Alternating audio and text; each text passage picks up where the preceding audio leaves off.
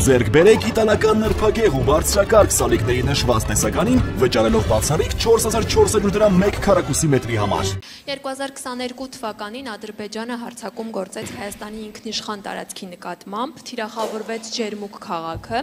Այս պայմաններում Ռուսաստանը ինչու չարձագանքեց եւ չկատարեց իր պայմանագրային պարտավորությունները եւ գործնականում համարժեք արձագանք չեղավ։ Շնորհակալություն։ Я не знаю, что вы называете соответствующей реакцией. Реакция, которая отвечала нашим обязательствам. Մեր պարտավորություններից փոխող արձագանքը, որը համապատասխանում էր հապկում Հայաստանի հետ մեր պայմանագրային պարտավորություններից, այդ արձագանքը եղավ անմիջապես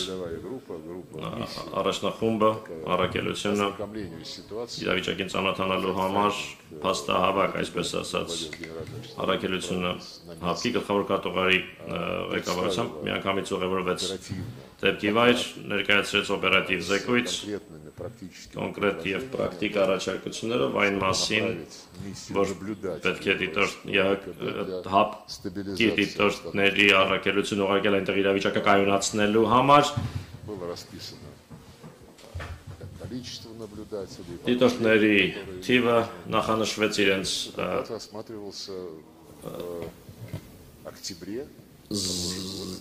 զինատեսակների կազմը, այդ հարցը քննարկվեց նույն տարվա հոկտեմբերին Երևանում հապկի գագաթնաժողովի ընթացքում, դրանից առաջ եղել էր կառավարությունների հանդիպում, աշխատում էին արտգործնախարարները եւ պաշտպանության նախարարներն այդ ուղղությամբ, աշխատում էին երկար, իրենք էին խմբագրում այդ առաջարկությունները, որոնք հապկի կառավարության կողմից ներկայացվեցին, Սամվելի Միրզոյանի նախագահությամբ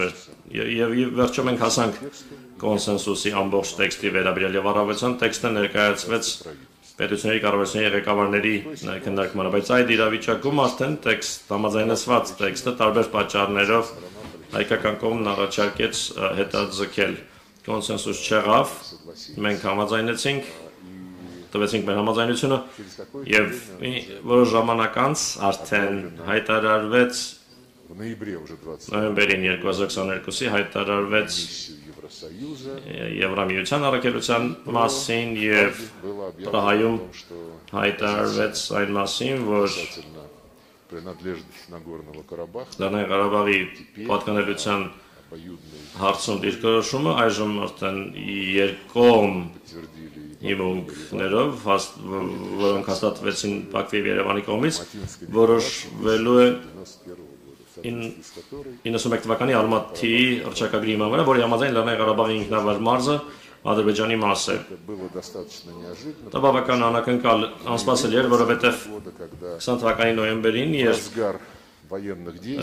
թեժ մարտական գործողությունների ընթացքում, որոնք ընթանում էին Հայաստանի եւ Ադրբեջանի միջև, երբ Ռուսաստանի նախագահը Հայաստանի վարչապետի եւ Ադրբեջանի նախագահի հետ միասին գիշերը բառացիորեն անձամբ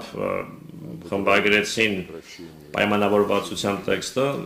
հրադադարի մասին պայմանավորվածության տեքստը, այդ փաստաթղթում Լեռնային Ղարաբաղի պատկանելության հարցը գիտակցաբար թողնվել է փակագծից դուրս,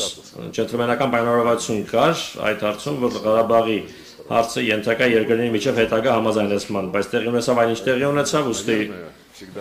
հավանաբար միշտ կարելի է, ես չեմ վիճարկում մեր հայ բարեկամների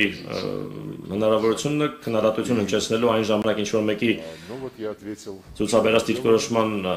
կապակցությամբ, բայց ես նշեցի, թե ինչ ենք մենք արել, իսկ ավելի խորը ընկալման համար, իրավիճակն ավելի խորապես հասկանալու համար, իհարկե հիշեցի, որ մեկ տասնամյակից ավելի երկար տևել են բանակցությունները, որոնք Երևանի նախկին վարչակազմերի մասնակցությամբ տարվել են եւ մի քանի անգամ ասվել է, որ հասել ենք պայմանավորվածության, բայց այդ պայմանավորվածությունները փլուզվում էին, այո, կարելի է քննադատել, բայց չեն քննադատում նրան, ով ոչինչ չի անում, իսկ մենք հենց փորձում ենք, ջանք ենք գործադրում։